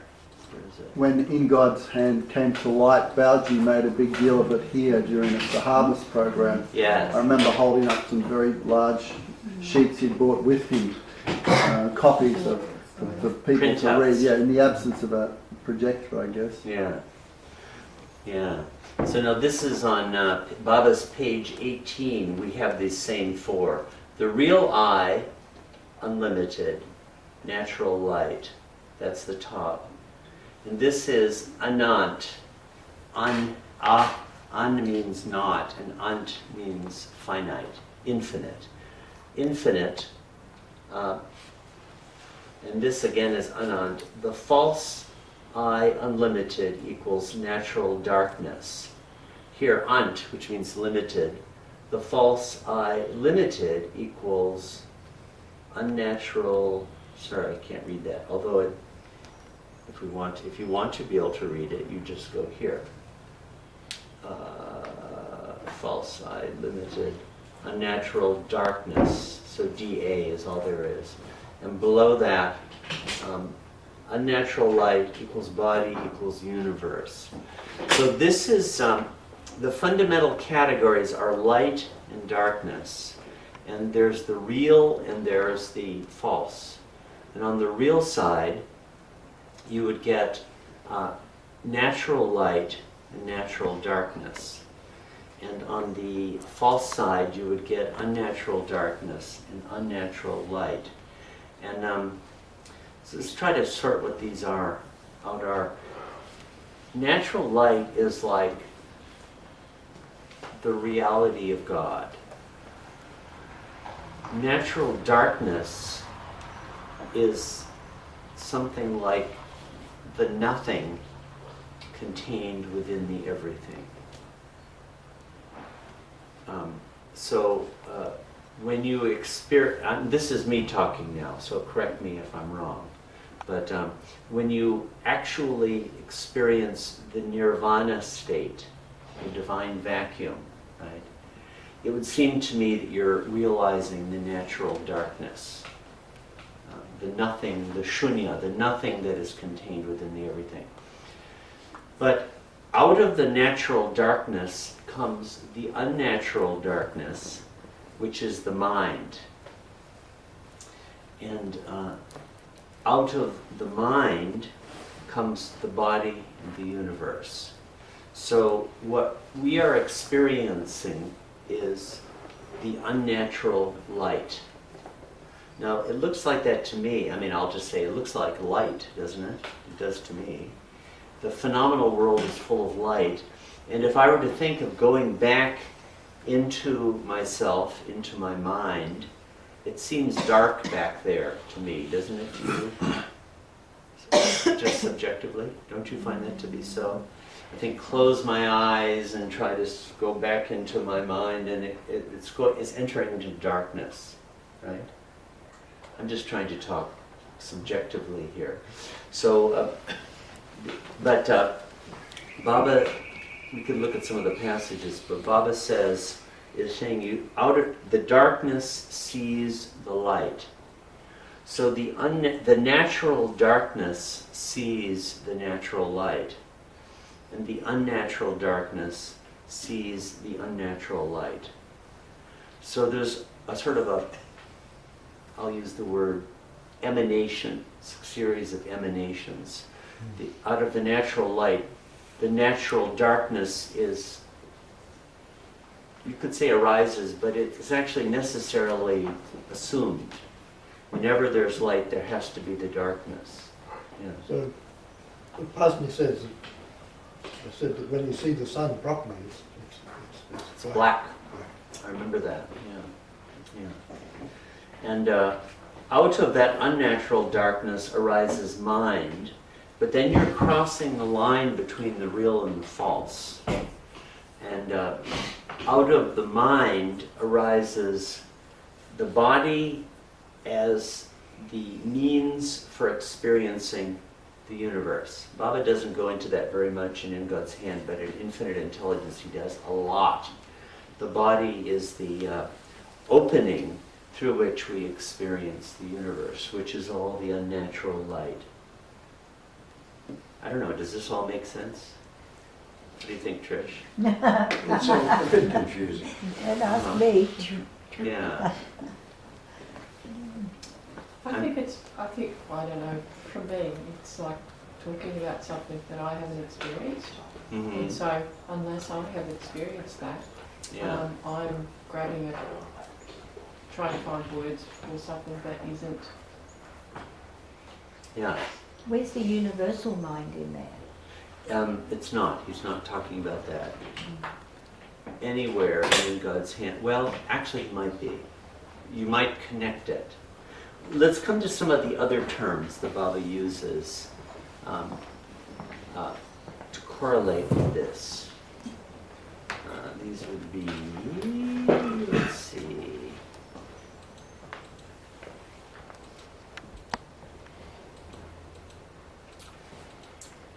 Now that everyone is here, I'm forgetting exactly what pages these are all on. Yeah, so in these like charts, you can see it. Self, spirit, mind, and world. So the self, Baba correlates with the natural light. Self with a capital S means God. You saw where God got crossed out and he wrote self instead. Natural darkness, Baba here uses the word spirit for it, which is very interesting. You know, spirit is a big term in the Christian world, certainly. Whether it means the same thing or not is an open question. And unnatural darkness he correlates with the mind, and the unnatural light with the body and the universe. So where we would be is out of our minds, which is darkness, right? You don't actually see your mind, do you? I mean, I kind of know it's there, but it's in darkness to me, I don't see it. But out of it, I'm turned this way, outwards, and I see the unnatural light. Through the body, my senses, my, five senses. Projected out. Yeah, I move out to see the unnatural light that's projected there. And the mind, the unnatural darkness, is the cause of the unnatural light. Yeah. Trish, did you want to? Well, there was a thing in the Baba email today about dreaming, right? Yeah. About how those three things we dream, but then in this world we're actually dreaming too. Like I'm dreaming this experience here in my dream, and you've got your dream of it. Right. And is that coming from the mind? Well, Baba would sometimes use dream as a way of explaining that what we experience is vas, is not real. In this discourse, he's actually saying that we're creating our own dream, and we all have a different dream of this experience right now. Yeah. Here, that came out of God Speaks. yeah. Was that in God Speaks? Was I that? think God Speaks, Yeah. that particular. In that sense, Baba refers to dream more poetically, so to speak. Yeah. This is all illusion, it's Maya, it's not real. Here Baba is giving a metaphysical schema of things. I feel they're different. They're used differently by Baba when he talks about dream. Yeah, he is differentiating between dream and wakefulness. Wakefulness is not the same as dream in that sense. It would be true that what we experience is not real. So sometimes Baba would use... Waking is a good dream. Yeah, yeah. Really speaking, the people who experience dream and wakefulness, according to those 5 things we saw, would be the people on the plains. That's actually true wakeful dreaming. So Baba would use these words in different ways depending on who he was talking to and what he was trying to explain. Here he does differentiate between dream and wakefulness here. But in this chart and other places, you can see where he puts spirit, natural darkness. It's beyond, he would use 7 planes. If you really want to be strict about it, it's the 6 planes. You know, it's the planes up to the point of God realization. But the mind has to travel through all those planes, and spirit seems to be beyond them. And you can see why the 6 planes are all within illusion, right? They're not real. Whereas the natural darkness is completely beyond all of that. I don't know, I take it to be what is experienced in nirvana. What do you think? Do you think that'll be true? You mean spirit? Yes, or the natural darkness, which he equates with spirit, is what was in, Yes. in nirvana. Yeah. Nothing. The divine vacuum, the nothing. nothing. The real nothing. But, It's the same thing as the nothing and the everything. Or the, but the interesting thing, you know, in God Speaks and other things, Baba said, the subtle plane, you use your subtle body, the mental body. Here, the first plane starts after the mind. Yeah, And I that's know. interesting. I know, it is funny. He seems to be using mind not to refer to the mental body narrowly, but to the mind of a person who has to go through all of this. Something like that. It's like that, the duality, like he says that Yeah. even the saints on the 6 planes still are within the realm of duality, you know, so Yeah. it's... Yeah. Yeah. You know, here is an explanation where Baba in 1950, which year? Okay. You won't be able, I might have to read this, it might be too small. 1958 in Myrtle Beach. And you Aussies might say, well, why the heck Baba didn't, these Americans, why didn't Baba explain this to us? But we get it now. And this is on nirvana and nirvakalpa. And it seems to me that these categories of natural darkness, natural light, natural darkness, unnatural darkness, and unnatural light are just illuminationist language for the everything and the nothing, which is the language he uses here, which I think helps to understand this. So this was, again, Baba giving this to those poor people in the barn in May. I mean, not many of them would have been big readers of God Speaks, right, to say the least, but he hit him with it anyway. This is short but difficult. Those who cannot follow it must not worry. It is nothing but words. Only love counts. If the most unintelligent one can love me as I ought to be loved, he is infinitely more blessed than the most intelligent one who does not know how to love me. Nirvana and nirvakalpa. Fana is the state of unconsciousness. So he's bringing in the Sufi. God, he hit him with Sufism in the barn in 1958. In Fana, the soul is unconscious of everything except self being God. Before the soul loses its human state and gains the divine state of nirvakalpa, I am God, I would say this is the realization of the natural light there. It has to experience the vacuum state of nirvana. And I would take that to mean the experience of the natural darkness. Nirvana is the infinite vacuum state where the soul is fully conscious of real nothing. Nirvana is immediately and inevitably followed by nirvakalpa. Fana phila means annihilation in God. Fana fi Allah, where the soul is fully conscious of real everything. Nirvana and nirvakalpa are so irrevocably linked and tied together that each one can be said to be the divine goal. False nothing equals illusory everything. Real nothing equals neither everything nor nothing. Real everything equals God the infinite. false nothing leads to false everything. See, it seems to me that's like the unnatural darkness leads to the experience of the unnatural light. I'm taking these to be basically equivalent terms. So false nothing leads to false everything, and real nothing leads to real everything.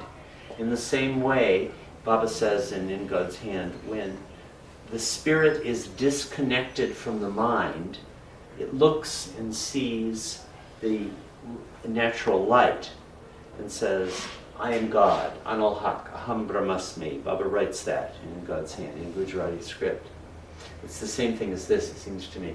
Real nothing leads to real everything. False nothing is linked to false everything, and real nothing is linked to real everything. No, real nothing ends in. No, am I wrong? Yeah. I'm sorry. I'm talking Real about- nothing is linked to real Right. everything. Eventually, false nothing ends in false everything, right? Okay, And real nothing ends in real I everything. see. Okay. So I take these as, this could be, you could just change from everything into light and nothing into darkness, and it would all be true. What do you think, Tian? Do you think they're fully equivalent? 'Cause I do. I think so. It's in the supplement of God Speaks. Uh-huh. I just wonder if it was added in the second edition of God Speaks, because it was printed in 55, wasn't it? So this was given in 58. That's I what it haven't made a says. comparison. Is this in the It's in the supplement? supplement, yeah. God I don't remember it there, huh? Oh, sure. Well, then, that we should check on that and see if it got put into the second edition. So this is a way of understanding these four categories, it seems to me. So if you get what these four mean, the first 20 pages of Baba's discourse are like explaining it in different ways and from different perspectives. Let's see if there's any... No, the next bit is very interesting. You Oh. can listen 7 times. Yes. Yeah, that's right. It's kind of funny that he gave it to him. If you listen 7 times, there's a chance of you're beginning to understand, or you might lose yourself in nothing. Yeah. Let's Go to listen sleep. it 7 times. Yeah. So I find it curious that Baba wanted to explain all of this to these people then. Now, this is an example of, I'll just show the redrawn charts, but how Baba would keep going back to these same ideas. I mean, this is really quite similar. It doesn't show spirit here, but mind, this is the orientation from mind through the body to the world. And this is when the mind, he doesn't have spirit again, to the infinite bliss state, you see. So there's this, when the dark, and again, he's not using light and darkness, but out of darkness you see light. So the realization, the Aham Brahmasmi, the I am God state, is from the natural darkness seeing the natural light. And at that time, the link, the mind, he says, is merged in the spirit. And when that happens, you see the light and you say, I am God. But when the mind is separate from the spirit, the mind looks the other way. It looks at the natural light that it causes, that comes out of it. And through the medium of the body, it experiences that and it experiences falseness. Well, what is mind false self? Do they equate? And then that mind becomes real self and disappears. He doesn't make mind, in infinite intelligence, he has the infinite real mind as a term. He doesn't actually carry the word mind over here as a term he uses, although he says it merges in the spirit. So apparently it can merge in the spirit. But at that point, it's still looking at the natural light, so it's still the false self, right? Yes, it actually is when the darkness, the natural darkness, looks at the natural light. The natural darkness is the infinite false self. He does say that. Does the mind here is kind of a broad term which includes mana, chitta, ahamkara, all Yeah. that? Yeah, I think it's all of that. Yeah. And it's apparently something that can move from the gross conscious thing all the way up to the realization of God. It's a loose term. In God Speaks, Baba says something on the sixth plan. Yeah, The mind becomes the third eye, the yeah, divine eye. yeah. So it makes sense that, isn't it? The mind is seeing. Well, no, Right. the mind becomes the spirit. So the spirit is the divine eye. Yeah, he actually, the mind merges into the And spirit, becomes which is the nothing or the natural darkness. It actually merges into that. And he does say there, I know this gets very difficult and it would take, or very deep, as opposed to Baba's customary superficiality. But he says that, I'm summarizing, in the God realization state, the mind has merged into the spirit and the spirit sees God.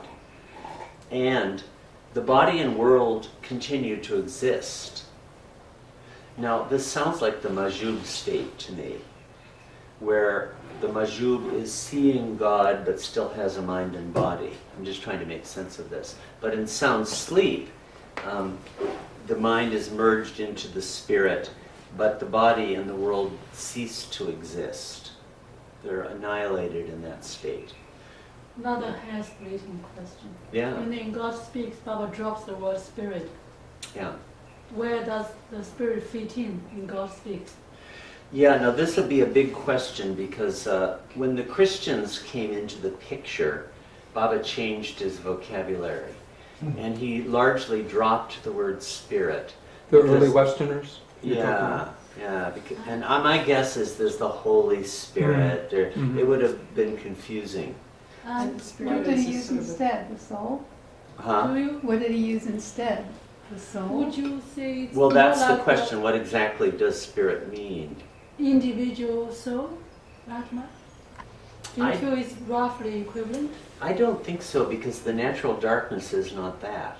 The natural darkness is actually Okay. something beyond that. But I do wonder this in another discussion.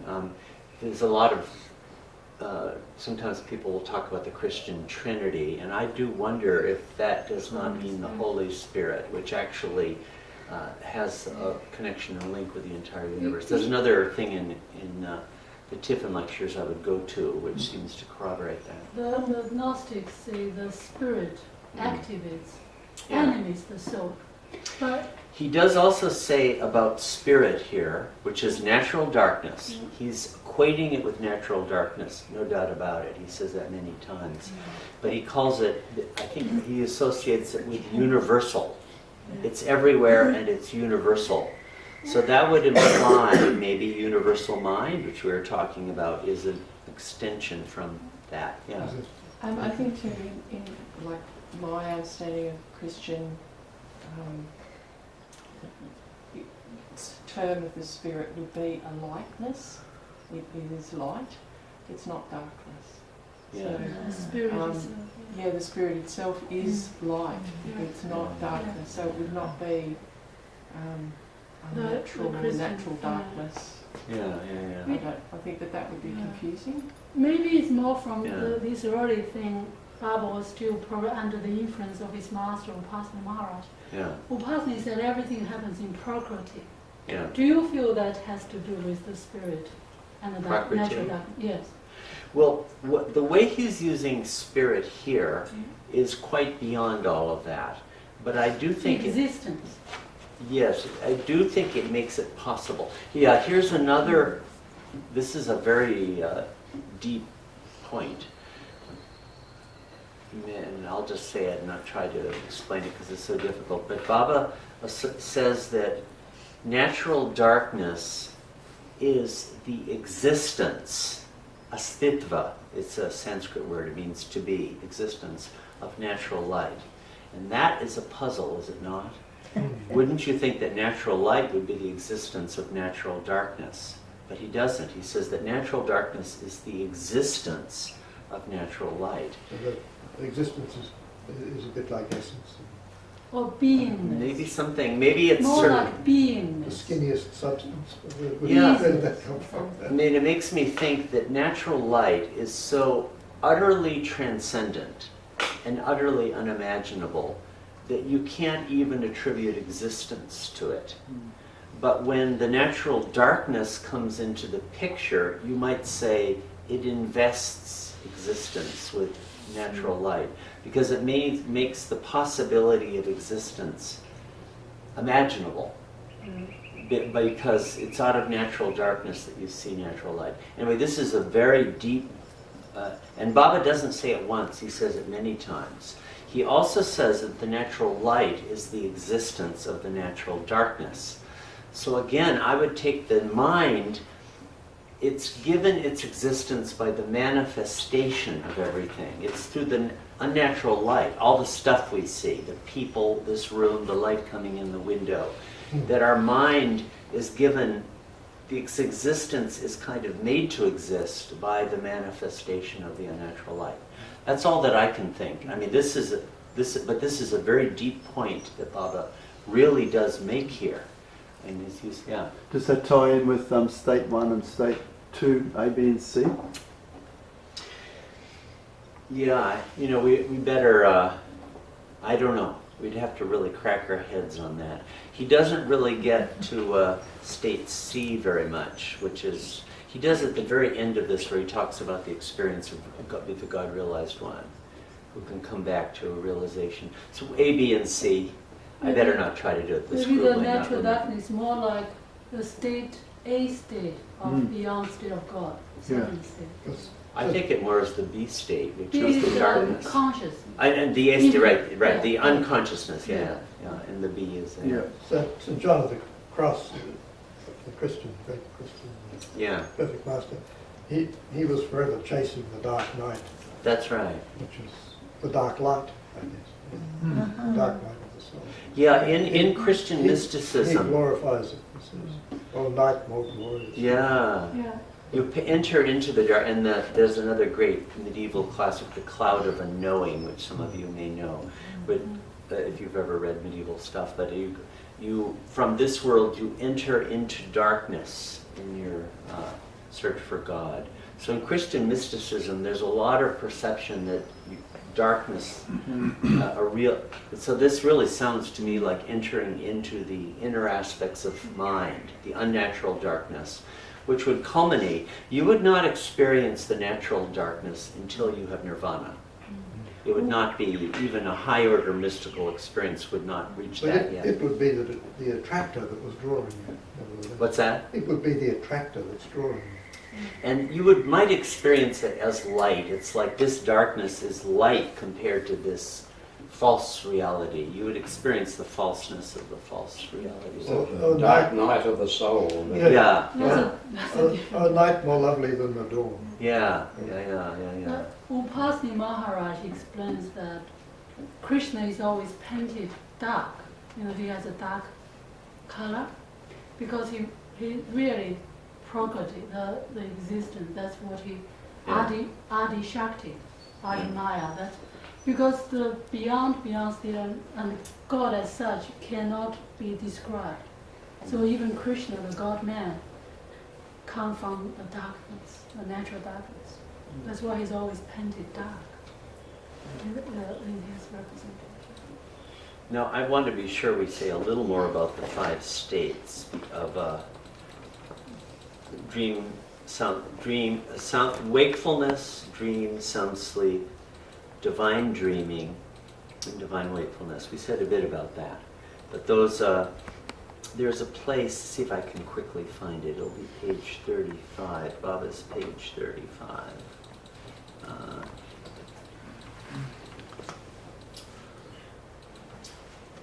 Okay, here we go. I'm going to read a little bit of this. So Baba's going into those 5 states. Then there are 2 cycles in it, right? The ordinary cycle would be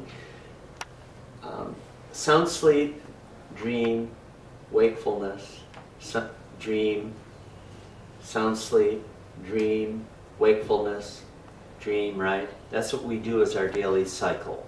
We pass from wakefulness through dream, whether we're conscious of it or not, to sound sleep. And out of sound sleep, we necessarily have to go through dream again to wakefulness. We could do it quickly or slowly, but we always do, Baba says. It's necessary to get from one to the other. So the fifth of the, okay, here, I'll go and show it again quickly, just to bring it back to mind. It's so hard to see the numbers here. Oh yeah. Page 29 is Baba's diagram of this. Yeah, we're back to this, right? And these, throughout Baba's teachings, throughout his darshana, this is really important. So this is the ordinary cycle. Ordinary sound sleep, ordinary dream, ordinary wakefulness. But when you enter the path, and this is my way of putting it, it's as if you go to the far side of sound sleep. You go beyond it. And now you enter into the divine dream, Turiya state, the fourth state, where you experience the divine dream in full wakefulness. So we could say this is wakefulness, dream, sound sleep, wakeful dreaming, and wakeful sound sleep. The entire spectrum can be encompassed in these So five. the divine dream being the involution, or Right. the 6 planes. Yeah. The 6 planes, that's right. Is there anything said about once someone's at 4, do they still go to sleep and go back to 3? Are they just jumping backwards and forwards? Yeah, you must, because everyone has to go to sleep. There's a very difficult part of God speaks on Fana and Baka, and I read it 10 times, and it's very unclearly written, but it may pertain to that, going to sleep. By the way, you know, Fana, Baka, there are 3 kinds of Fana and Baka, 3 kinds of Fana, and one of them is experienced by every Jivatma all the way up through human form in reincarnation to the beginning of the spiritual path. And that Fana is our going to sleep at night. That's actually Fana. Does What- Fana mean state of? Is it It means annihilation. annihilation? And why is sound sleep annihilation? Because the body and the universe are annihilated Annihilated, yeah. in sound sleep. And they apparently really are. Yeah. Because they don't actually exist. They're the unnatural light, and there's an annihilation that happens. But when you progress, instead of going back down, you go upwards and onwards. You leave it behind forever. That gross body and gross universe disappear. So here on this page, he gives a little, I mean, this stuff really has to be read like word for word closely and unpacked, you know. But here's where I saw a little bit of this.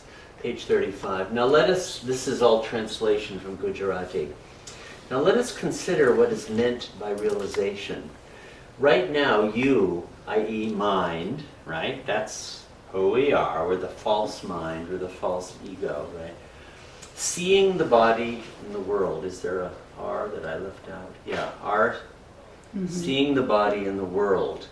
Now, this same awake state, in the same awake state, shutting your eyes, try to concentrate the mind. Baba says the entire journey from the gross to the experience of the natural darkness, which would be nirvana, is of progressive concentration, more and more and more and more. You concentrate more and more and more.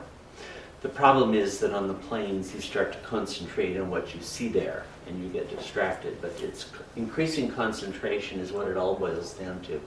Now in the same awake state, shutting your eyes, try to concentrate the mind by shifting the focus of your mind from the body and world and engaging on a single divine subject. When a single divine subject thus engages the mind, this can be considered as the start in its progress from number 3 to number 5. Remember the chart, number 3 is the middle, number 5 is awakeness. So when a single divine subject thus engages the mind, this can be considered as the start in its progress from 3 to 5. Means involution. When you start to get absorbed in God instead of the body and world. Now once this process starts, the planes become visible. Your body and the world are still there, which means that you are awake but the mind does not see the body and world, which means a state resembling the sound sleep state. Hence, sound sleep could be reckoned as the starting point. Now this is what I take to be his explanation of why sound sleep is in the middle there. 1, 2, 3, remember that? The middle of sound sleep. It's as the body, you cease to see the body and the world the same way as in sound sleep, the body and the world no longer exist. But now they're gone. They're really gone to you. And your further progress doesn't mean going back to body and world experience, but an upward movement to divine dreaming where the planes start to become visible to you. Yeah. Do you feel Where do you this? think a coma would fit in there? Being in a coma. Yeah, I don't know. There is one place where Baba mentions Yeah. coma real You briefly. listen to humanity. Listen to humanity. Here's a chapter on sleep. I can't recall exactly what he says. He It's doesn't called really. if under he sort of- some what's that called? You take it and then you go under coma. Yeah. Things like that. Baba gave a very good explanation in that discourse. You have to. I can't remember. He's equating exactly. being in a coma like having anesthesia for No, surgery. it's you're basically unconscious. It doesn't have anything to do with spiritual path. Yeah, it's not Because- the same. Even here, I feel sound sleep could be reckoned at the starting point. Don't you think there's a difference between ordinary sound sleep and the yogi's state of sound sleep? Because ordinary sound sleep is Yeah. unconscious. Yeah. The yogi is fully conscious in order to progress through the I don't think the yogi is conscious. I think the yogi goes to sleep Sam- the same way that samadhi. we do. Samadhi is not unconscious. But that's not the same as sound sleep. That's actually a Not the wakeful same as state. our ordinary sound sleep, is it? But I just my raised this understanding is that a yogi has to go to sleep, sound sleep, the same way that the rest of us do. question. Then he goes through the plan. I think he goes to sleep and then wakes up to the planes. I think it's through spiritual practice, concentrating his mind is a conscious ascent. That's No, what it's I a feel. conscious ascent, but I think there's a daily cycle on the Alright. planes too. We differ on that. What do you all think? Any of you on the planes can tell us if you go to sleep? No, So Baba you're won't saying tell that me they what's never go to going sleep on. again? They do go to sleep, but all when they're veiled. doing the ascent, they're conscious. If Yeah. you go to sleep, you're unconscious. You're basically in a nothingness. You call Yeah, it but a when they're conscious not ascent. doing their ascent, are they asleep then? I think they have Or to they sleep. come up. I think come they have out to of go. the- I think everyone does because you need rest. You need to Yeah. refresh yourself. I think Yeah. only God realised people have the, Yeah, they yeah. go to sleep and they're fully conscious. Right. I don't think anyone else would be conscious when you Yeah. sleep. I think one But the samadhi state is a wakeful dreaming. That's true. is not And obvious. it has been called, by the way, a divine coma, but I don't think the word coma really means the Being same thing. metaphorical, really. There is a state where you get, in Hairat it's called, you get entranced, enchanted, and you can't leave it. But I don't, what the relationship would be with what we call coma, just because the same word is used, I'm not convinced that it would be related, but maybe it is somehow. Yeah, I have another question. Here, don't you feel Baba is talking about the yogis who do through meditation and concentration go through the plan? Here It's not means, what talk- page are you on? On this page 35. He's not talking about bhakti yoga. I think Baba is using the word yogi to mean anybody who is consciously ascending through the planes, because he tended to use the word that way in those Yeah, days. so this is the, Conscious experience of the planes on Yeah, the part not- of anybody. yeah. But didn't Baba say then you go through the plan samadhi, then experiences heaven and all that, then he comes out and Yeah, you're that's going to true. see this with him, that's when he have a rest, he have ordinary life. And he goes into the meditation he goes in. So it's a kind of repeated exercise. Well, so then our point of disagreement is to whether on the planes you actually go through the Yeah. unconscious sound sleep state or not. And I I vote stick that you to my have to. opinion. So we need to get somebody who's on the planes Who's to not tell asleep? us. Yeah, yeah, that's right. Yeah. Well, I'm thinking it's about We need 12 some o'clock. flight attendant, you know. Yeah, okay. Well, Yeah. Has there been any plans to put Godspeeds and Infinite Intelligence on audio? I'm not involved in that. The Sufis manage God Speaks. Infinite would be a good idea. The Wonderful Sufis idea. did one. The Sufis have Yeah, it's a good one for God's They speech. do. God Really? speech. I don't know about Yeah. Infinite Intelligence. Is it online? Contact the Sufis. Yeah, I like I to don't listen know. to things too. I I'm like coming, it better I'm than coming. reading It's it. very Great, you're kind of driving along, it's just like a mantra, just kind of like washing over you and, Yeah. But here we can see, since our time is up, but you can see Baba's natural writing style. I mean, it seems to me that, and it's, you know, Just drop me a note. it's fairly short sentences. And it seems to me like Baba's writing kind of quickly, and he's not going to great lengths to highly explain difficult points to a sort of a ordinary audience. It's almost like he's writing in a natural way for himself. But on the other hand, it's not a totally cryptic language that can't be decoded either. You can figure it out. So I think the two major structures, we skipped completely over Kabir. Sorry, there's a quatrain of Kabir that he correlates with those four. It's very neat. I should have done that, but it didn't. Sorry. But so natural light, natural darkness, unnatural light. Those four, which I feel can be correlated with the everything, the nothing, the false nothing, and the false everything. If you put those two together, it helps a lot. And then the states of ordinary wakefulness, ordinary dream, sound sleep, divine dream, and divine awakening, which is wakeful sound sleep. Those two major ideas, if you can kind of get those, I think you can read through In God's Hand and make sense of it. I would suggest probably it's easier to read this part where it's in the ordinary Roman script, and you can look up above on the pages, this page, these later pages, it doesn't. All right. You can look up and then see, Talk about that. yeah, like Baba's own handwritten version as you like, you know, if you prefer to read that. And that'd be a good way to read it, I would suggest, yeah. Would, I completely agree that like the light darkness seems to map well to the everything and nothing. But to play the devil's advocate on Yeah.